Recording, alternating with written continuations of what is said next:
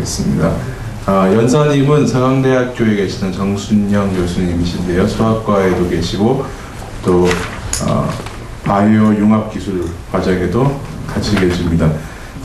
정순영 교수님께서는 서울대학교 수학교육과를 학사를 마치시고 서울대 수학과에서 석사 박사를 하시고요. 그리고 울산대 덕성여자대학교를 지나서 서강대에서 그 이후에는 계속 계시고 계십니다. 연구재단에서 수리과학 단장을 역임하신 적이 있으시고 현재 WC 위원회 위원이시고 전문 경영인사 활용사업 위원이시고 또 한국과학기술 한림원의 펠로우로 계십니다.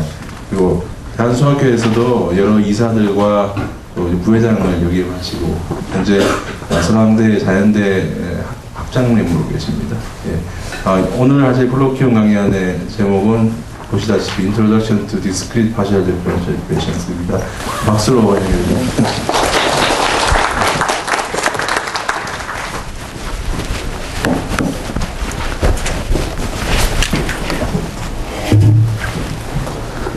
여기로 올 필요가 없군요. 이게 있으니까. 네, 안녕하세요. 예, 우선 강의 시작하기에 앞서서 이 콜로퀴움 오거나이저인 박진현 교수님께 감사드립니다. 많이 챙겨주셔서 감사합니다. 그리고 또 참석해 주신 서동엽 교수님, 권기령 교수님, 황광옥 교수님, 김성호 교수님이시죠? 곽도영 선생님, 약할요. 곽도영 선생님, 맞아. 예. 그리고 또 혹시 교수님이 계신가요? 뒤쪽에? 예, 제가 오기 전에, 카이스트 오기 전에, 카이스트가 언제 왔나 한번 이렇게 살펴봤더니 2007년도에 왔더라고요. 6년 전에 와서 강연을 했던 기억이 납니다.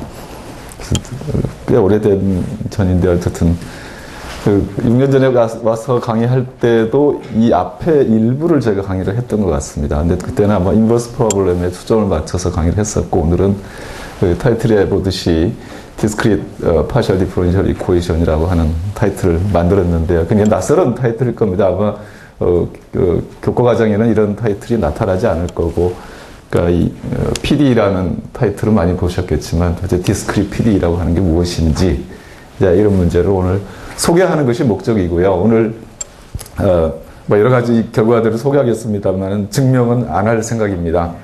그러니까 증명을 안 하는 것이 수학에서 적어도 강의하면서 증명을 하나 정도 해야 된다는 것이 제 지론이긴 합니다만은 오늘 목표는 디스크릿 PD가 무엇인지를 도대체 저 사람들이 뭘 하는지만 알면은 제 강의 목표는 달성한다고 생각하고, 특히 학생들이 많이 계시는데 저는 아직 이 나이에 대해서 올해 수학 교수가 된 지 28년 차인데요.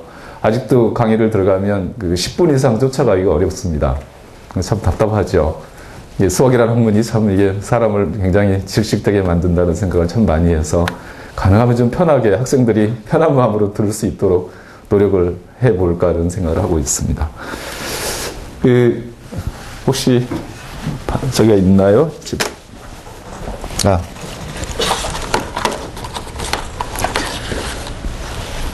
첫 페이지를 나가기 전에 디스크릿 PD가 무엇인지 말하기 전에 디스크릿 데리버티브에 대해서 좀 얘기를 하고 싶어요.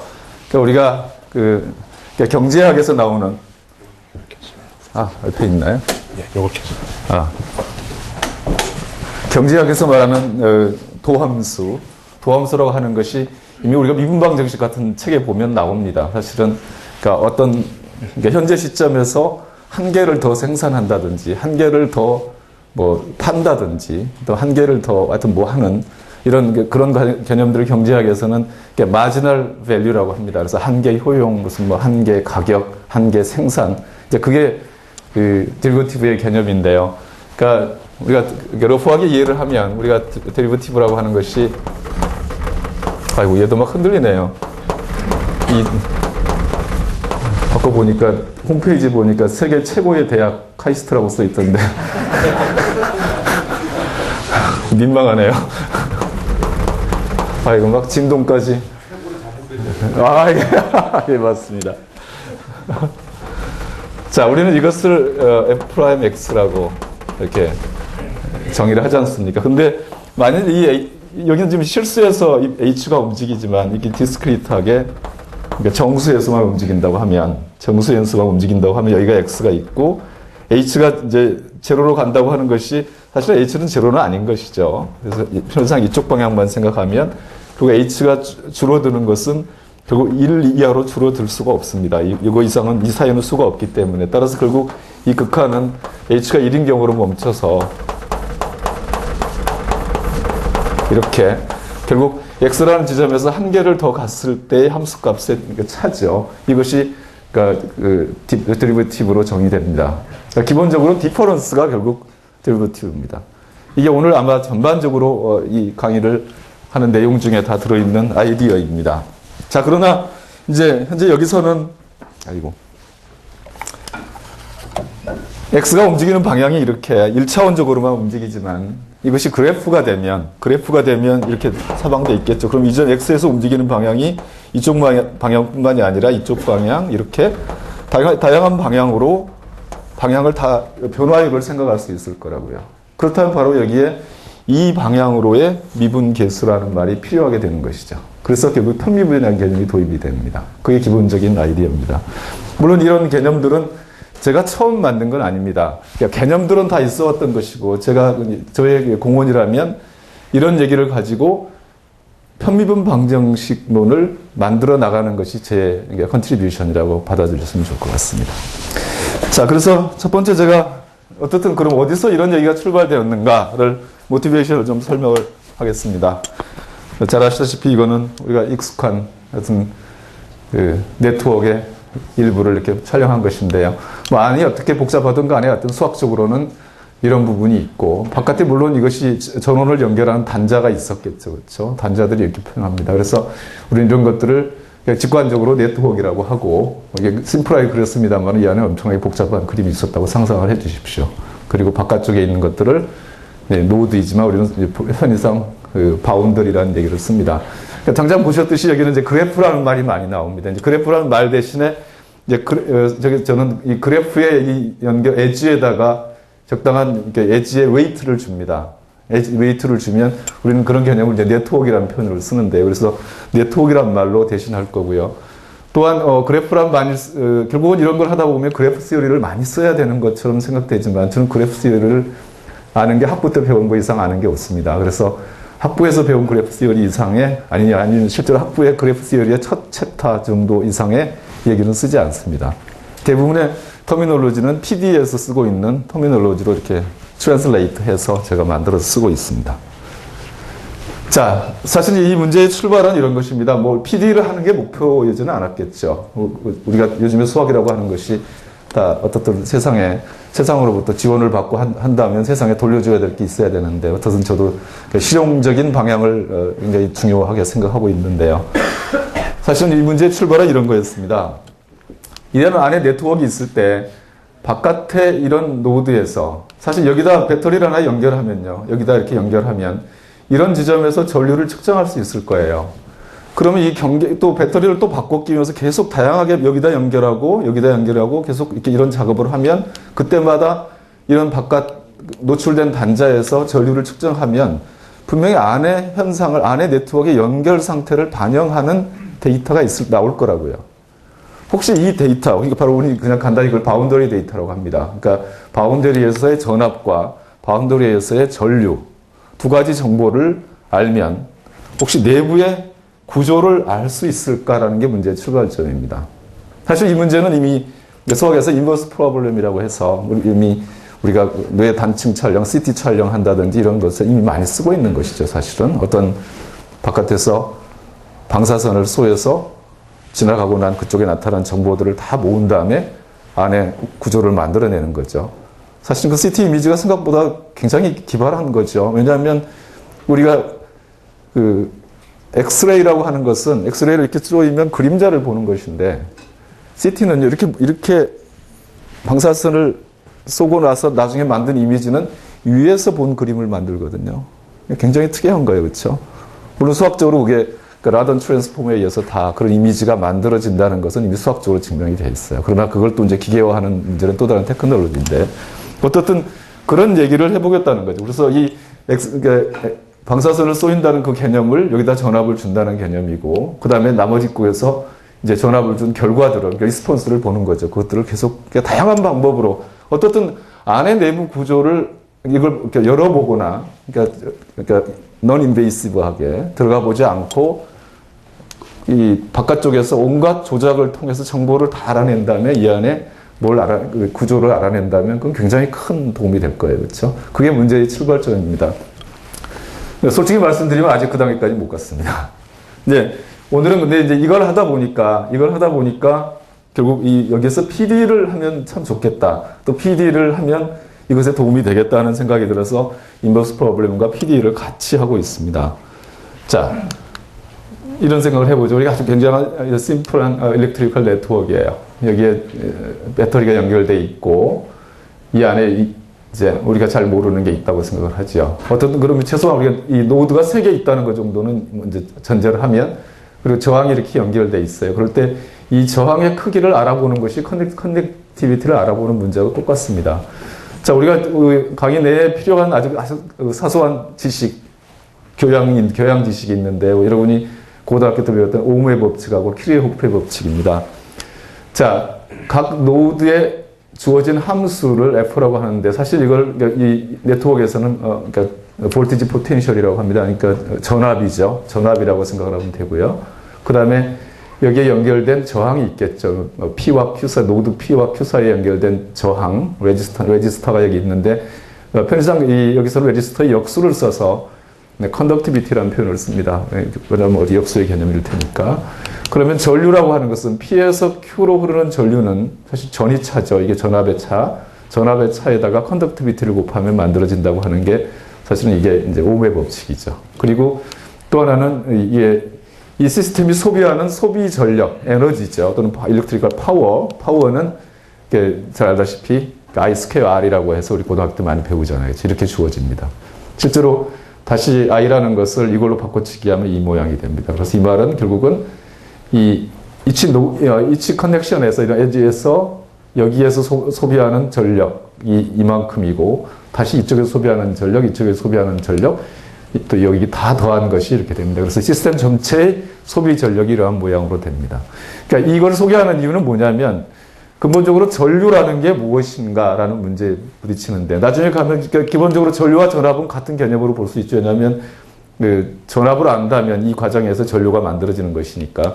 따라서 이 포텐셜 펑션 F죠. 이 F가 어떤 특성을 갖는 것인가, 이런 얘기들을 알아야 되는데요. 사실은 신기하게도 이미 전기공학자들은 잘 알고 있어요. 이게 사실은 여기에 주어진 임의의 함수 중에서 이 에너지를 최소화하는, 이게 에너지라고 그랬거든요.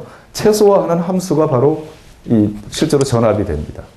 굉장히 신기한 것이죠. 그래서 사실은 이미 이런 얘기들을 수학하는 사람들이 받아들여서, 논리니어 PD를 하는 사람들은, 리니어 PD는 우리가 직접적으로 솔루션을 계산할 수 있지만은 계산을 못 하거든요. 논리니어 PD는. 그래서 그 대신 해의 존재성을 증명을 하는데, 해가 몇 개 있느냐 또는 레귤라리티를 증명을 하는데, 그때 무슨 작업을 하냐면요, 해를 못 찾으니까 어떤 PD로부터 인듀스되는 이런 에너지 펑셔널을 만들고, 그 에너지가 최소화되는 점, 다시 말하면 극값이죠. 익스트림 밸류를 찾습니다. 그럼 익스트림 밸류가 솔루션이라는 얘기로 돌아가기 때문에, 그래서 이것으로 PD를 푸는 대신에 에너지 펑셔널을 가지고 조작을 해서 그것들의 극값들을 다 찾아내면 해가 몇 개가 있다, 뭐 이런 얘기들을 하는 것이 PD의 일반적인 방법입니다.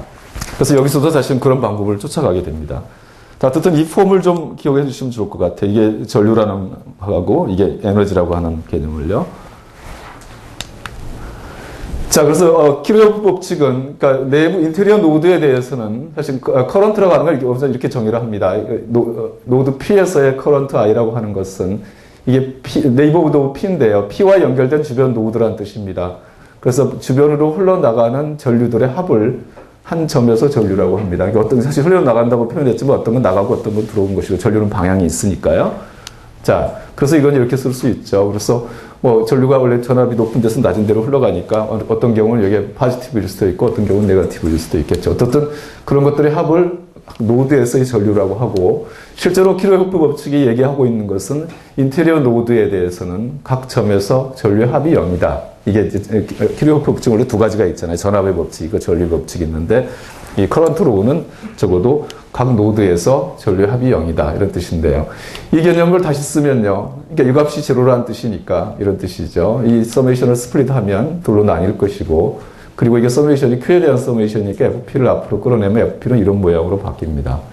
이 말의 의미는 결국 전압이 나타내는 그 볼티지 포텐셜 함수라고 하는 것은 그러니까 P의 주변에 있는 함수값들이죠. 그렇죠? 볼티지들의 그러니까 가중 평균이 웨이티드 에버리지입니다. 그렇게 만들어진다는 거죠. 이 가중 평균이라는 개념이 참 이렇게 예쁜 성질입니다. 수학에서는. 그러니까 우리가 쉽게 모아서 어떤 라인이 있을 때 두 점에서의 함수값이 가운데 그러니까 양쪽에서 함수값으로 가운데 점값을 추측해서 조금 직선이 만들어지듯이 굉장히 쉬운 성질을 갖게 되는 것이죠. 또 평면에서도 그런 성질을 갖고요. 근데 다행히도 이 포텐셜 함수는 이런 가중 평균을 만족하는 함수로 만들어지더라. 근데 사실은 이 폼을 이렇게 쓰는 것이 아니라 이런 폼으로 쓰면 여기에 디퍼런스가 들어있어서 이 부분이 결국 미분으로 표현되는 가능성이 있다는 생각을 할 수가 있습니다. 자, 그래서 우리가 이 부분을 염두에 좀 두시고 나중에 다시 나오게 됩니다. 자, 그래서 모티베이션은 이 정도 마치고요. 이제부터 이제 해야 될 얘기가 결국 PD를 하려고 하면요. 가장 중요한 게 그러니까 미분, 그러니까 데리버티브가 필요한 것이고 그 다음에 그 데리버티브를 이용해서 이것이 이제 1차원이 아니고 그러니까 일반적으로 그러니까 노드의 개수만큼 된 차원이거든요. 차원 속에서의 캘큘러스를 하려면 캘큘러스 네트워크라고 하는 여기에 대응되는 것들은 그러니까 우리가 다변수 함수로서 배우는 스톡스 티어렘이나 다이버전스 티어렘, 또 그린 티어렘 이런 것들이 해당됩니다. 그런 것들을 유도를 해야만이 그 다음 일들을 할 수가 있게 됩니다. 그 다음에 이제 당연히 그 미분계수를 만들어 놓고 나면 라플라스 이퀘이션이 잘 디파인 될 것이고 그리고 라플라스 이퀘이션의 솔루션이 어떤 것인지를 알아보고 그 다음에 아까 말씀드렸던 인버스 프로블렘을 간단히 살피겠습니다. 시간 범위 내에서. 그리고 이제 실제로 그 논리니아 엘립틱 이퀘이션이나 논리니아 파라볼릭 이퀘이션의 일부를 결과들을 소개하는 순서로 진행을 할까 합니다. 자, 그래서 첫 번째 해야 될 것은 이제 캘큘러스를 배워야 되는데요. 이제 미적분학 시간이 됐습니다. 자, 그래서 이제 수학적으로 가겠습니다. 우선 이제 컨덕티비티 또는 이제 수학적으로 웨이트겠죠. 그래프의 웨이트라고 하는 것은 그러니까 볼텍스와 볼텍스 사이에 주는 어떤 non 네거티브 넘버인데요. 자, 우선 자기 자신과 자기 자신에 연결되는 그런 웨이트는 없다고 가정하고요. 그 다음에 시메트릭 하고요. 물론 이것이 만약 우리가 그런 거 있잖아요. 방향이 있는 그래프를 합니다. 그래프 시어리 하는 사람들은. 근데 여기서는 이렇게 방향이 없는 거죠. non directed 그래프입니다. 그래서 그냥 없는 걸로 하고 그 다음에 두 노드 X, Y 사이에 에지가 있다면, 다시 말하면 연결되어 있다면, 연결되어 있지 않다면 웨이트를 제로로 줍니다. 이게 너무 당연할 것이고 사실은 이 웨이트는 아까 말씀드렸듯이 그러니까 이 컨덕티비티란 말을 웨이트라고 생각하면 되겠습니다. 그리고 특별히 스탠다드 웨이트라고 하는 것은 연결되어 있으면 1이고 연결되어 있지 않으면 제로인 그런 거 우리가 스탠다드 웨이트라는 표현을 쓰겠습니다. 그리고 이 강의 내내 우리가 가정할 것은 여기서 말하는 그래프, 네트워크 다 그냥 다 동일한 개념으로 이해를 해주시고 어느 정도 엄밀성은 좀 배제를 할 생각입니다. 그리고 노드는 다 파이나이트인 경우만 생각합니다. 이게 현실적인 경우이고 수학적으로는 사실은 그 인피니트 그래프도 많이 합니다. 그렇게 될 경우는 우리가 공간에 그러니까 리들 L2, 리들 LP 이런 공간들이 필요하게 되겠죠. 그러나 이는 파이나이트 경우니까 그런 형태의 그 토폴로지는 필요가 없게 되고요. 심플이라는 말은 뭐냐면 그래프 중에는 자기 자신에서 나가서 자기 자신으로 들어오는 노드를 가질 수 있습니다. 그걸 루프라고 하는데요. 그러니까 루프가 없고 또 두 개의 노드 사이에 에지가 두 개 있을 수도 있습니다. 근데 일반적인 우리가 그 모델을 일렉트리컬 네트워크라고 하면 그런 건 고려할 필요가 없습니다. 그러니까 자기 자신에서 나가서 자기 자신에서 들어오는 루프는 필요 없고요. 또 하나는 두 개가 연결되어 있다면 묶어서 하나로 보면 되는 것이니까요. 그렇죠? 그래서 사실은 그런 심플한 게 당연하고요. 그 다음에 커넥티드라고 하는 것은 뭐 당연하겠죠. 왜냐하면 커넥티드가 아니면 컴포넌트별로 따로 다루면 되니까. 예. non directed예요. 예. 이것 때문에 그렇습니다. 2번 때문에. 예. 자, 그래서 적분을 먼저 정의하는데요. 여기서 함수 그럼 무조건 그 그래프의 노드 위에서 주어진 함수라고 그냥 생각하십시오. 무슨 에지에 의해 주어진 함수가 아니고 그래프의 노드 위에 주어진 함수입니다. 머릿속에 F, 그러니까 이 함수는 사실 아까 그 포텐셜, 볼티지 포텐셜 함수라고 생각하시면 맞을 것 같고요. 자, 그런 것의 적분은 그래프에서 적분은 어떻게 정의하냐면 결국 거기에 그래프에서 함수값하고 그 다음에 x의 디그리라고 하는데요. 디그리는 뭐냐면 그 x로부터 주변에 연결된 컨덕티비티들의 합입니다. 그러니까 디그리라는 표현을 쓰고 실제로 이 디스크릿 메저 역할을 하는 것이죠. 이렇게 적분을 정의를 합니다. 자, 그리고 디렉셔널 데리버티브는 이제 이게 디멘션이 여러 가지여서 x라는 노드에서 y라는 노드 방향으로의 변화율이 바로 이제 디렉셔널 데리버티브인데 그게 바로 이 디퍼런스에다가 이만큼을 곱해줬는데요. 사실은 이거는 나중에 보통 우리가 미적분학 시간에도 방향도 함수, 디렉셔널 데리버티브를 계산할 때 방향만을 줘야 되기 때문에 그 방향의 벡터를 노멀라이즈를 해서 쓰잖아요. 그렇듯이 노멀라이징 팩터로 이해하시면 좋고요. 또 하나는 나중에 뒤에 나오는 포뮬라들이 예쁘게 만들어집니다. 이것 때문에. 사실은 좀 제가 이 팩터를 계산해 내느라고 많은 시간을 소비한 적이 있습니다. 사실은. 자, 그리고 그 다음 얘기는 우리가 알고 있는 대로입니다. 그러니까 디렉셔널 데리버티브가 정의되면 그레디언트는 당연히 모든 방향을 다 움직이는 컴포넌트를 갖는 그런 벡터로 그레디언트를 정의를 합니다. 물론 이렇게 되면 세컨드 데리버티브도 당연히 정의가 가능하고요. 자, 그 다음에 용어를 하나만 설명할 텐데요. 이것도 그래프 세어리의 용어가 아니고 그냥 해석 걱정 용어입니다. 우리가 이 빨간색 안에 있는 그래프가 보통 우리가 생각하는, 그러니까 우리가 앞으로 공부해야 될 그래프고요. 밖에 파란색에 나와 있는 것이 그러니까 단자입니다. 그래서 우리는 이 단자들을 다 모아서 바운더리라는 표현을 썼습니다.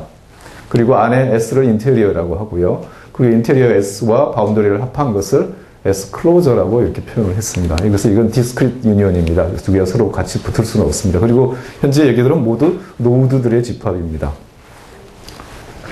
자, 이 용어만 이 노테이션만 좀 염두에 두고 하셨으면 좋겠습니다. 클로저란 뜻이 인테리어와 바운더리를 함께 생각한, 그러니까 노드를 한 번에 생각한 것이라는 거. 나중에 서로 분리하기도 합니다. 자, 노멀 데리버티브라고 하는 것을 어떻게 정의했냐면, 그러니까 노멀 데리버티브는 항상 바운더리에서만 정의하는데요. 바운더리에서 그러니까 인테리어로 연결된 노드들이 있겠죠. 사실은 거기에서 인테리어로 들어가는 이게 볼티지 디퍼런스에다 컨덕티비티를 곱한 것이기 때문에 이걸 무시하면 이건 그냥 노멀, 이거 사실 평균 만들기 위한 벡터니까요. 전류입니다, 결국 이것이. 그러니까 바운더리 G를 통해서 인테리어로 들어가는 전류들의 합을 노멀 데리버티브로 정의를 합니다. 그리고 라플라시안은 이제 이 세컨드 데리버티브를 다 합한 것이 라플라시안이죠, 그렇죠? 그러니까 편의상 우리가 사실 마이너스를 붙이는 것을 뭐 어느 방향을 하나 정해야 될 텐데 수학적으로는 마이너스를 붙인 것이 그러니까 피지컬리 더 미닝풀합니다. 그래서 마이너스를 붙이고요. 그럼 이것을 실제로 계산해 보면 이런 모양이 나타납니다.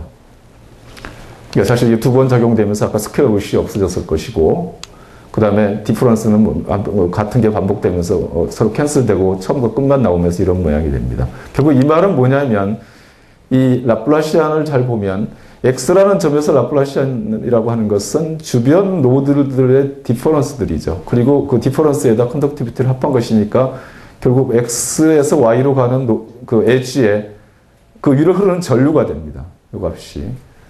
자, 그리고 이건 사실은 이 서메이션 바깥에 있는 양이기 때문에 결국 이 값은 전류의 합이 됩니다. 그 말은 아까 얘기했듯이 X라는 점에서의 전류, 그것이 아까 주변으로 모두 들어오고 나가고 하는 전류들의 합을 우리가 X에서 전류라고 했거든요. 사실은 그래서 라플라시안이 뜻하고 있는 이것이 피지컬 미닝은 X라는 점에서의 전류를 뜻하고 있다. 그렇게 갈 수 있습니다. 자, 중요한 것은 사실은 이런 함수들 사이에 우리가 얘기하는 인테그레이션 바이 파트나 또 그린 시어렘, 다이버전스, 스톡스 시어렘 이런 것들이 필요합니다.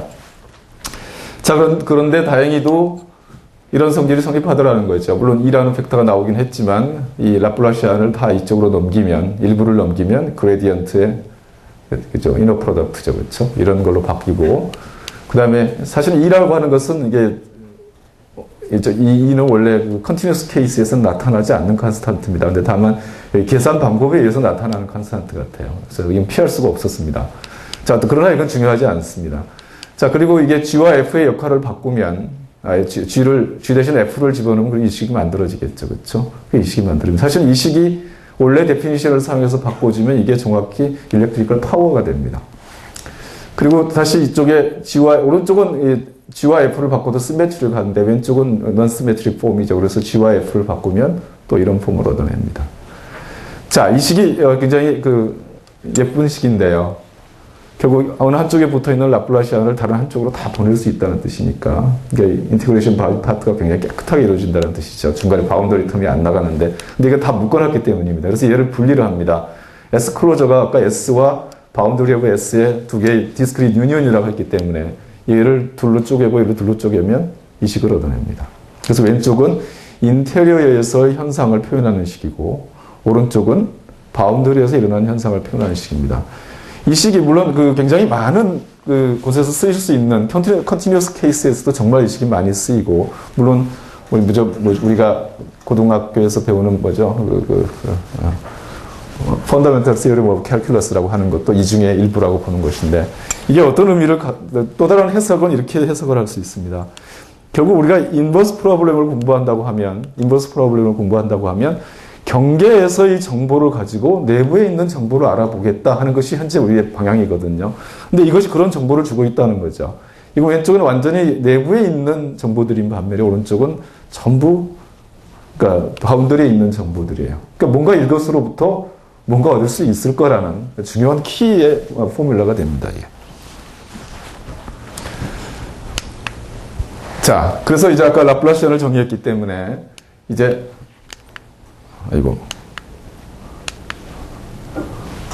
하모닉 함수를 정의합니다. 우리가 해석학 시간에 많이 배웠듯이 라플라스 이퀘이션을 만족하는 함수를 하모닉이라고 합니다. 그래서 S라는 네트워크에서 하모닉이라는 뜻은 그 점에서의 라플라시안이 제로인.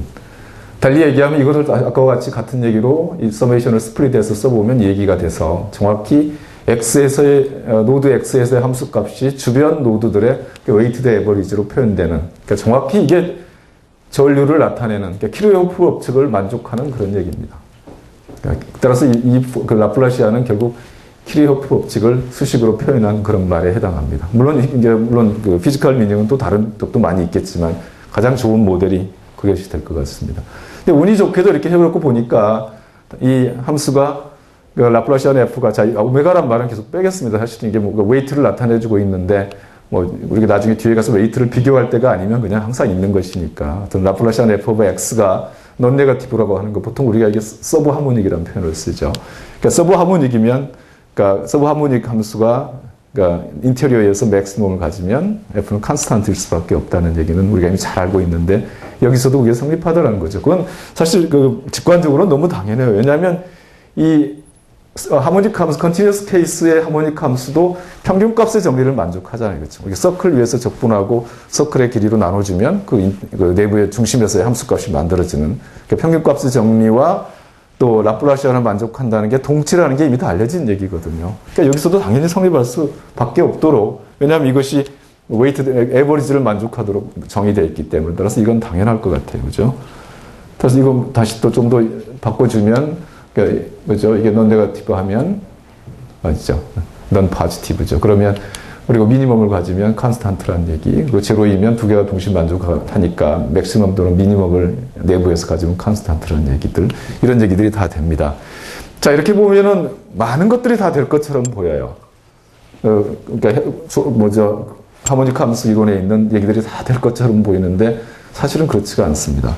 그러니까 하모닉 함수 이론에 가보면 로컬 맥시멈 또는 로컬 미니멈 프린시플 같은 게 있습니다. 그러니까 어떤 부분에서 최대값을 가지면 또 어떤 네이버후드에서 얘기죠. 최대값을 가지면 거기서 컨스탄트고 또 어떤 오픈셋에서 제로이면 전체에서 제로다. 이런 얘기들이 있거든요. 근데 그런 얘기들이 전혀 성립하지 않습니다. 그 이유는 이것이 결국 디스크리트하기 때문에 어떤 한 점에서 함수값이 제로라고 하더라도 아니면 그 주변까지 제로라 할지라도 연소함수는 일반적으로 한 점이 포지티브면 그 주변까지 포지티브로 끌고 올라가야 되는데 디스크리트하니까 전혀 그럴 이유가 없는 거죠. 그러니까 훨씬 자유도가 높은 함수 값의 분포로 갔기 때문에 사실은 그런 어떤 값을 충분히 많이 안다 할지라도 그 주변 값을 예측이 불가능하다는 것이죠.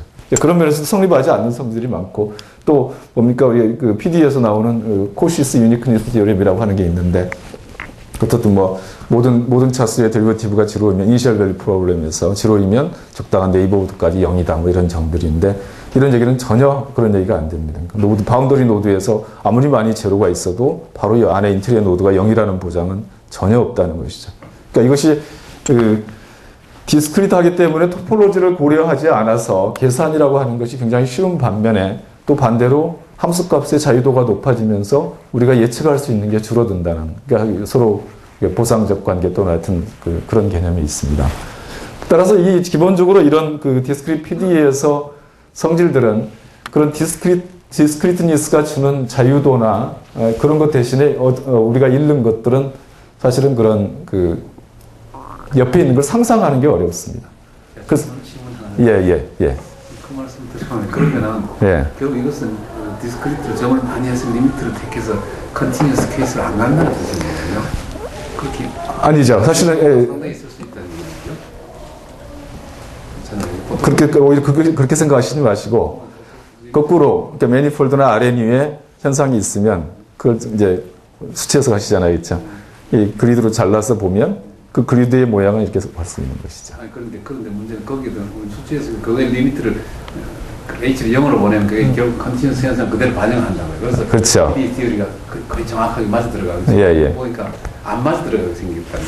그렇게 티어리를 했는데 예. 리미트를 택해도 계속 말하자면 데이터가 다 0인데 바로 앞에는 0이 아닌 그런 현상이고. 그럴 수 있을 겁니다, 아마. 예, 그러니까 그 그리드의 그리드 사이즈를 계속 줄여가면서 계속 그래프에서 한 마지막에 어디로 갈 것이냐 문제, 컨티뉴어스 케이스를 수렴하느냐 그 부분은 아닐 수도 있을 것 같습니다. 예, 저도 그 부분은 상상하지 못했습니다. 적어도 그러나 그리드를 계속 여러 개 바꿔가면서 계산하는 것이 아니라 하나 그 그리드를 픽스하고 계산할 때는 그렇죠. 그거는 이거하고 정말 똑같이 되겠죠. 예, 그렇습니다. 자, 사실은 근데 잘 보시면 이 라플라시안을 잘 보면 F가 이게 F에 대해서 리니어입니다. 리니어 오퍼레이터이고 F라는 함수가 기껏해야 노드가 유한계인 점에서 주어진 함수값이기 때문에 결국 이 노드의 개수만큼의 벡터, 차원의 벡터로 볼 수 있습니다. 그러니까 노드가 10개라면 F를 10디멘셔널 벡터로 볼 수 있습니다. 그리고 F는 이 라플라시안은 리니어니까 결국은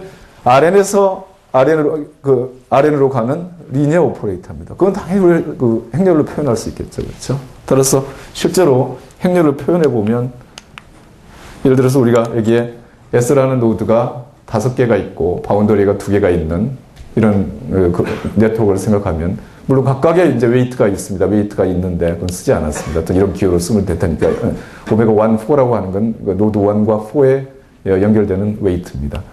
자, 그럴 때 이 라플라시안을 리니어 오퍼레이터니까 행렬로 표현하면 정확히 이런 모습이 됩니다. 그리고 F라고 하는 것은 여기서 주어진 함수이고, 물론 6, 7까지 주어져 있으니까 이런 모양이 되고, 특별히 그 6과 7이 바운더리였으니까 바운더리 함수값을 F 대신에 시그마라는 표현을 써 시그마 6, 시그마 7 이렇게 표현하면, 그리고 오른쪽 이퀄리티가 GX니까 G1, G2, G3, G4, G5. 그 다음에 S 바깥에서는 이런 필요가 없겠죠. 그렇죠? 이런 형태의 리니어 이퀘이션이 됩니다.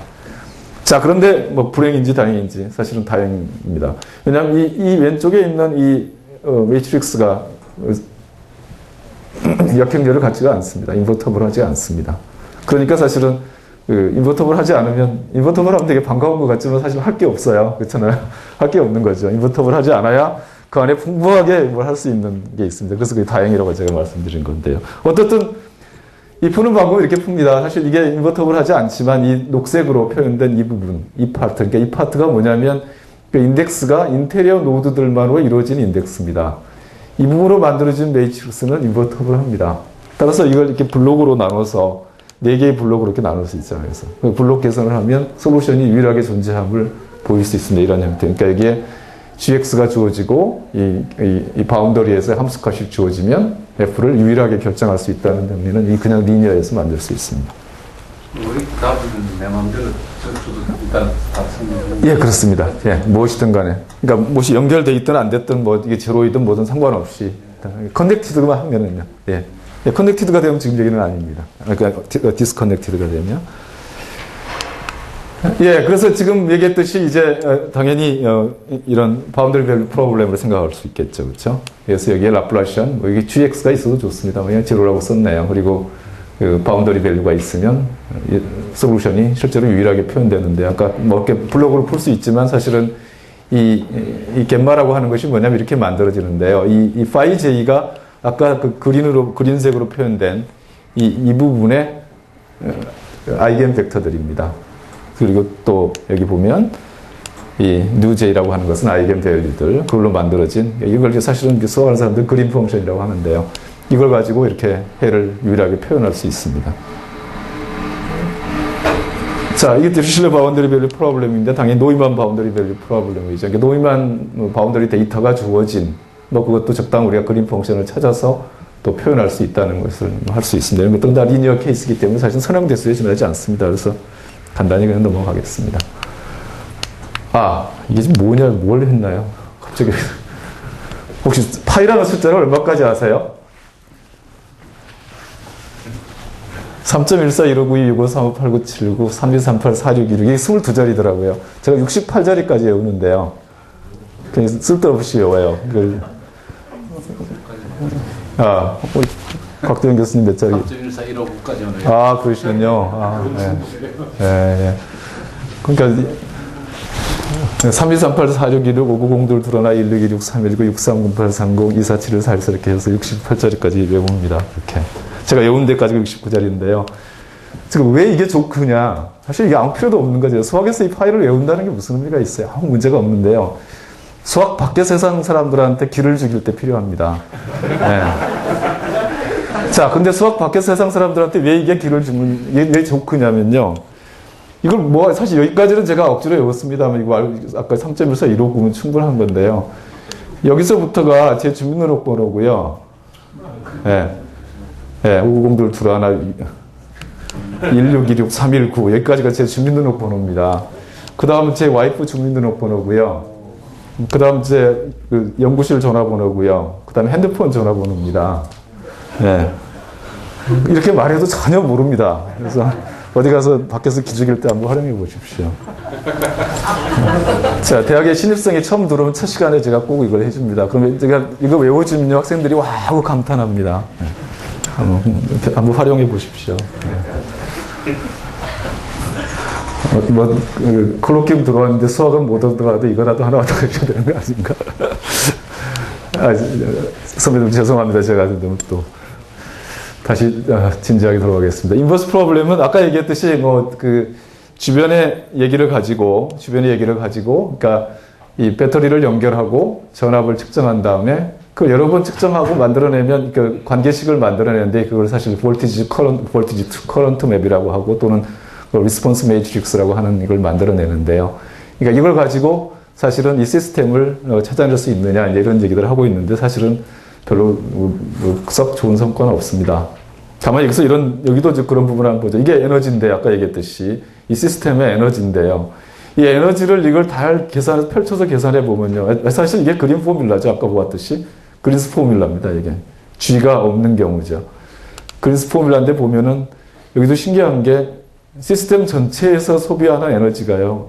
경계에서 결정됩니다. 그 말은 우리가 전자제품에 전원을 꽂을 때 거기서부터 안에서 소비되는 소비 전력을 다 알 수 있다는 얘기고 이미 다 알려진 얘기들이죠. 근데 수학적으로도 그게 증명이 되더라는 그런 얘기입니다. 자, 이건 넘어가겠습니다. 그래서. 자, 근데 하나 이제 혹시나 여러분들 수학에 관심 있으면 제가 했던 문제를 생각해 보십시오. 그러니까 이런 경계에서 측정해가지고 내부에 이런 컨덕티비티, 다시 이게 저항이 3개 연결되어 있는데 저항의 크기를 알아볼 수 있겠느냐 문제인데 벌써 안 된다는 게 이거 보면 분명합니다. 사실은 여기서 뭘 배터리를 아무리 바꿔 연결해봐도 여기서 전류가 흐를 때 여기서 둘로 나눠져서 이렇게 흘러갑니다. 근데 여기서 1대2로 나눠지든 어떻든 그 합이 똑같으면 되기 때문에 나눠지는 방법이 무한히 많기 때문에 이거를 알 수가 없습니다. 두 번째 이렇게 직렬 그러니까 시리얼하게 연결되는 이 부분도 여기에 3이 흐를 때 여기가 2, 1인지 1, 3인지 구분이 안 갑니다. 따라서 이런 것들을 구분을 못 합니다. 따라서 이제 제가 현재 하고 있는 거는 사실 이런 부분들은 기본적으로 줄일 수 있다는 거죠. 심플리파이 할 수 있다는 거고 또 이런 사이클이 존재하는 부분도 심플리파이 해서 심플리파이드 된 네트워크라는 개념을 도입해서 현재는 하고 있습니다만은 하여튼 그래도 완벽하지는 않습니다. 그래서 유리하지 않다는 얘기를 지금 적어 놓은 겁니다. 그러니까 무한히 많다는 거죠. 저게 만들어지는 거. 근데 이제 다행인 것은 컨티뉴어스 케이스 인버스 프로블렘 하는 분들입니다. 이사코프, 울만, 알렉산드린, 프리드만 이런 사람들이 하는데 이 사람들이 이 컨티뉴어스 케이스에 아까 그 라플라스 이퀘이션하고 비슷합니다. 이게 컨덕티비티고요. 이게 UJ가 포텐셜입니다. 자, 이것도 똑같이 전류를 나타냅니다. 바운더리 밸류가, 자, 그러니까 컨덕티비티가 A1, A2 두 개가 있는데, 시스템이 두 개 있다는 얘기죠. 노드는 똑같은데 시스템이 두 개가 있습니다. 컨덕티비티가 다른. 그런데 경계에다 같은 배터리를 연결했더니, 측정을 했더니, 이 도메인 주변에서, 가정의 도메인 주변에서 원래 같아요. 그러니까 내부에서만 서로 다른데, 이런 모노톤 컨디션이 있어요. 그렇다면, 그리고 배터리를 연결하고 전류를 측정했더니 똑같았다면, 뭐 어떻든 간에 이 컨덕티비티가 똑같다. 유니크니스를 알려주는 거죠. 그러니까 결국은 우리가 어떤 바운더리 데이터를 가지고 인터널 스트럭처를 아이덴티파이 하는 문제는 처음 출발은 뭐냐면 이 유일하게 결정할 수 있는 최소한의 바운더리 데이터가 무엇인가를 결정해야 될 거 아니에요. 그렇죠? 그러니까 유일성 문제를 먼저 해결해야 됩니다. 두 번째는 이제 해결할 수 있다면 첫날 알고리즘을 만들어야겠죠. 세 번째 그 알고리즘에 이제 성능 테스트, 스테빌리티라든지 이런 게 갈 텐데, 제일 출발점이 이게 유니크니 있습니다. 근데 적어도 이런 모노톤 컨디션이 있을 때만 유일성을 보장받는다. 물론 이제 이 도메인이 모양이 좋으면 좀 더 가능합니다만, 적어도 일반적 도메인에 대해서는 이런 얘기밖에 할 수가 없습니다. 그래서 뭐 이런 얘기들을, 이 얘기는 사실은 이 네트워크에서도 할 수가 있었습니다. 이렇게 모노톤 컨디션이 있을 때, 아까와 똑같은 얘기들입니다. 어떻든 보면은 이 웨이트가 똑같다, 아이덴티파이, 그 유니크하게 결정된다는 얘기를 할 수 있습니다. 다만 여기 조건이 하나 들어가는데요. 포텐셜이 서로 다른 데서만 이게 같다는 얘기인데, 포텐셜이 서로 같으면요, 이건 의미가 없습니다. 포텐셜이 서로 같은 노드 사이에는 전류가 흐르지를 않습니다. 따라서 뭘 갖다 놔도 상관없기 때문에 사실은 이건 충분한 것이지, 이걸로. 하여튼 이런 정도가 현재 소개할 수 있는 결과들이고요. 더 좀 나은 결과들은 이렇게 현재는 별로 없습니다. 자, 그래서 뭐 여기에는 이제 증명 방법은 이렇게 디루실러 프린시플이라고 해서 아까 얘기했듯이 이런 일렉트릭 포텐셜이라고 하는 것이 이런 에너지입니다. 그렇죠? 이 에너지를 미니마이즈 하는 것이라 그래서 이런 정의를 이제 PD하는 사람들은 솔루션일 필요 충분 조건이 사실은 에너지를 미니마이즈 하는 것이다는, 그렇죠? F가 이것이 솔루션이 되고 이 솔루션이면 얘를 미니마이즈 하고 뭐 이런 얘기들을 우리가 디루실러 프린시플이라고 하는데, 이런 얘기들이 여기에서 성립하더라고요. 하여튼 이런 정리를 사용해서 저걸 증명했고요. 제가 15분인데 30분에 끝내면 되는 건가요? 그렇죠. 네. 좀 서둘러서 하겠습니다.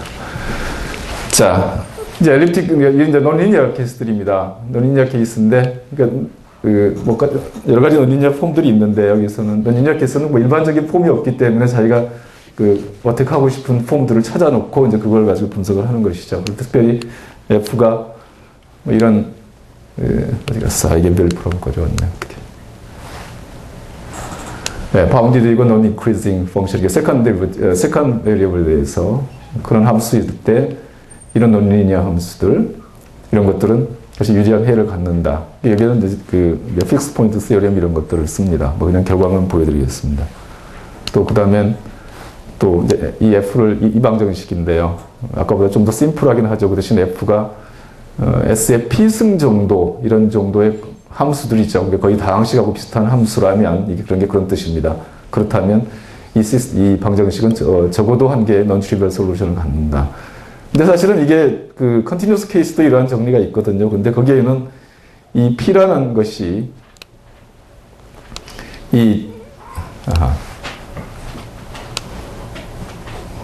뭐가 지금 내가 하나 빠뜨려서 여기 P가 여기 있죠. 그렇죠? 여기 이 P입니다. 그렇죠? 이 P가 이 스페이스 디멘션에 의존을 합니다.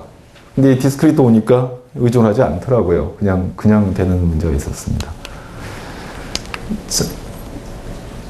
자, 제가 앞에 중요한 데피니션 하나 빠뜨렸어요. 어디에 잠시 돌아가죠. 논리니어를 다루는 과정에 필요한 데피니션이 하나 있는데요. 그걸 설명을 안 하고 갔어요. 그 다음에 있네요. 여기 있습니다. 이걸 좀 봐주십시오. 사실 아까 앞에서 다룬 라플라시아는 이 앞에 이 텀이 없었습니다. fy-f of x만 가지고 했고, 다시 말하면 그때는 전류였고, 전류가 이 볼티지 디퍼런스에 비례한다고 하는 식으로 나타냈는데, 일반적으로 이 모델이 전류가 아니고 화학작용이랄지 사람들 간의 관계랄지 이런 것들은 일반적으로 리니어하다고 할 수가 없습니다. 사실은. 그러니까 우리가 인간관계, 휴먼 릴레이션에 있어서 예를 들면 어떤 사람이 어떤 힘을 갖고 있는 사람은 아랫사람한테 영향력을 줄 수 있습니다. 그렇죠? 그런 게 사실은 이제 웨이트에 해당하는 것인데, 자, 그런 것들이 일반적으로 리니어하지 않거든요. 따라서 일반적으로, 기본적으로 디퍼런스에 디펜드 하는 건 맞겠지만, 어떤 형태의 논리니어 텀이, 요항을 가지고 논리니어 텀이 붙어도 의미를 갖는, 결국 이제 네트워크의 특성을 반영하는 그런 항을 생각할 수 있는데, 특별히 수학자들이 많이 하는 게 필라플라시안이라고 그래서, 이게 P-2승이 붙은 오퍼레이터를 많이 공부를 하더라고요. 이게 그 컨티뉴어스 케이스의 모습이 이렇게 생겼습니다. 그러니까 이것을 이쪽으로 트랜슬레이트 한 겁니다. 자, 하여튼 이렇게 되면 이게 논리니어 오퍼레이터가 되는 것이죠. 자, 이런 논리니어 오퍼레이터에 대해서 똑같이 PD를 할 수 있습니다. 여기겠죠, 그렇죠? 그래서 이런 형태의 문제를 우리가 아이겐밸류 프로블렘이라고 합니다. 그렇죠. 이 램다가 아이겐밸류 역할을 하고요. 그래서 특별히 아이겐밸류는 사실 이렇게 만들어지고, 또 아이겐밸류 프로블렘에서는 결국은 그러니까 이러한 방정식을 만족하는 램다와 non-trivial phi가 존재하느냐, 이것이 아이겐밸류 프로블렘인데요. 그때 이 아이겐밸류는 이렇게 정의하면 이런 걸 만족하는 phi가 정확히 하나 있고요. 실제로 이제 이렇게 만들어지는 게 아이겐밸류가 여러 개가 있잖아요. 여러 개가 있을 텐데, 보통은 이제 이것이 가장 first 아이겐밸류죠. 가장 작은 smallest 아이겐밸류가 이렇게 만들어지고, 그리고 여기에 대응되는 실제로 인피멈을 주는 아이겐 펑션이 반드시 하나 있다. 그러니까 근데 그 아이겐 펑션이 모두 포지티브다. 그러니까 이것을 솔루션을 뜻하게 되는 것이죠.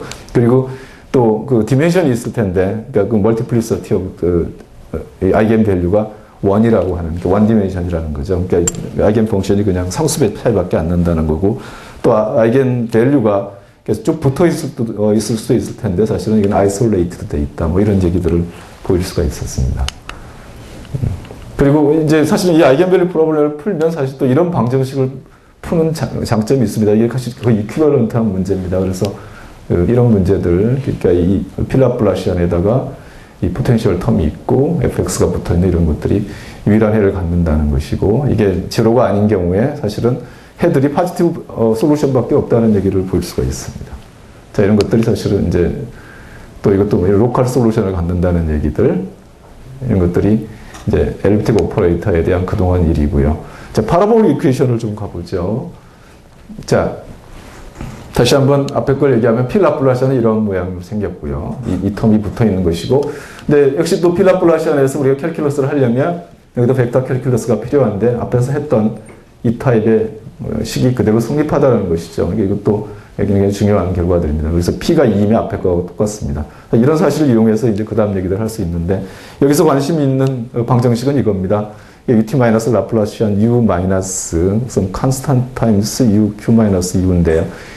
여기서 뮤라고 하는 것은 그냥 컨스탄트입니다. 함수가 아니고요. 그래서 사실은 뮤가 제로이면 이 텀이 없고, 뮤가 뭐 10이든 9든 2든 간에 그건 뭐 상수로 적당히 나눠버리면 결국 뮤는 1인 경우만 의미를 갖습니다. 그래서 미니풀한 경우는 사실은 뮤가 제로이거나 1이거나, 그러니까 이 텀이 있거나 없거나를 의미하는 그런 텀이 됩니다. 이건 수학적으로 absorption 텀이라고 부르는데요. 그리고 이게 이제 파라볼릭 함수이니까 이 S의 그러니까 네트워크의 바운더리 부분에서는 네트워크가 이렇게 생긴 것이죠.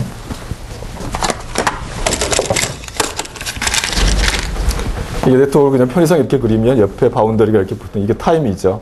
이쪽이 타임입니다. 그럴 때 이쪽에서 뜻하고 있는 바운더리 컨디션은 이쪽 세로 축 부분에서는 계속 바운더리 0을 유지하고, 다시 말하면 온도를 0으로 쭉 유지했다고 생각하면 됩니다.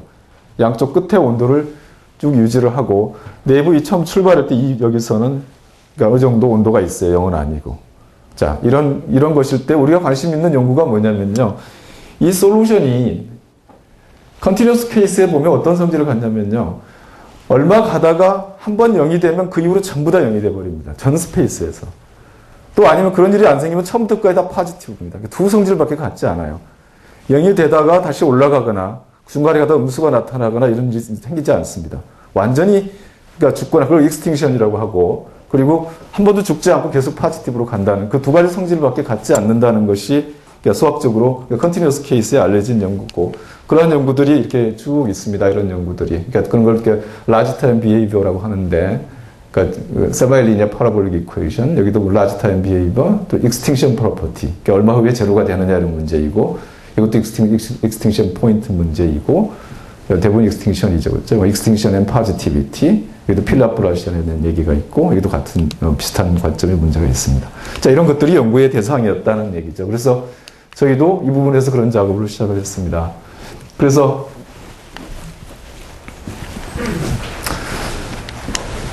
경우가 여러 가지가 있겠지만 아까 이제 B가 1인 경우겠죠. 이런 경우에 특별히 여기는 P가 2인 경우입니다. 그 앞에 얘기는 우리가 필라플라시안이어서 필라플라시안으로 출발했거든요. 근데 P가 2면 라플라시안하고 똑같은데 그래서 라플라시안에 대한 경우를 먼저 계산했어요. 그랬더니 여기 Q라는 숫자가 0과 1 사이가 되면 적당한 타임 T가 존재해서 그 이유는 모두 0이 된다는 거죠. 그 앞에는 모두 파지티브고 한번 0이 되면 전체에서 0이 됩니다. 그러니까 어느 것은 0이 되고 어느 것은 파지티브 되는 일이 없어요. 모든 노드가 똑같이 성립하더라는 거고 Q가 1보다 같거나 크게 되면 항상 파지티브가 성립하더라는 그런 얘기들을 유도할 수 있었습니다.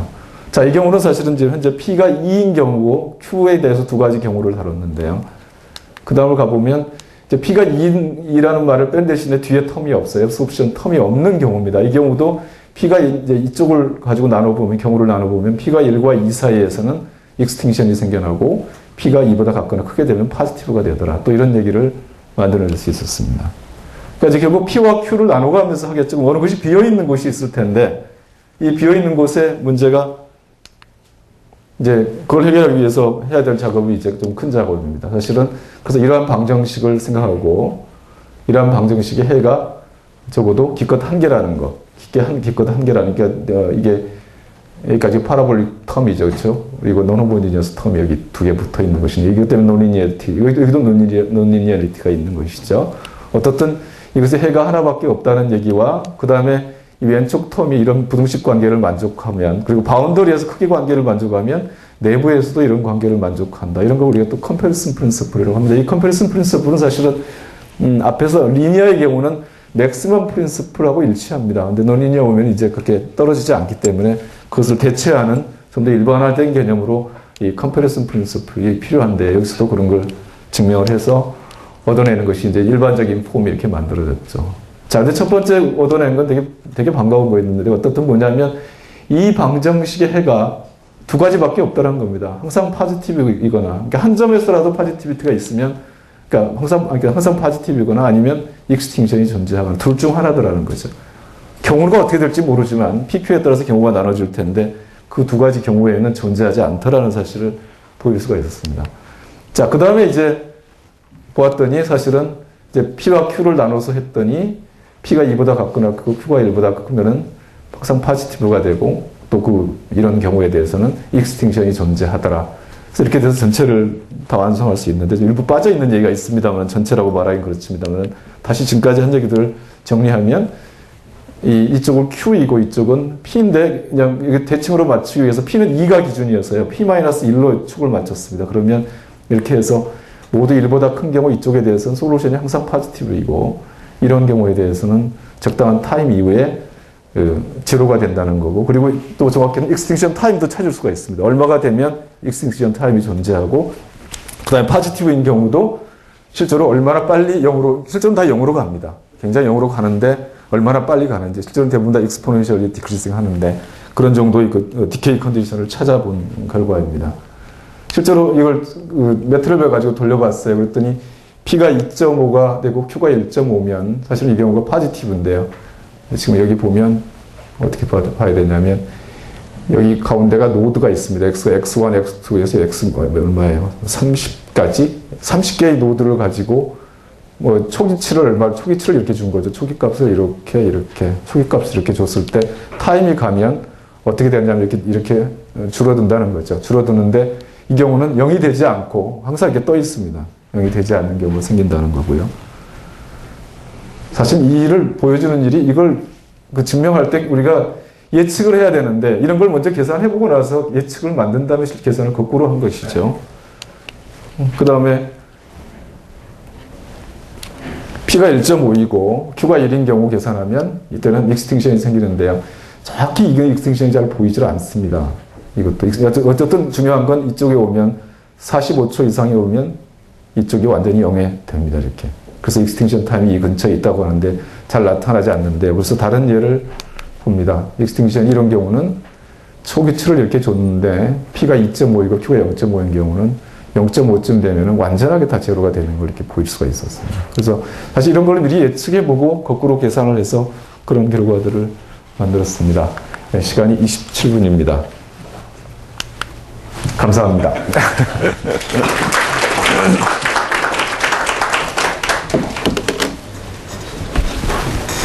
질문이 있으시면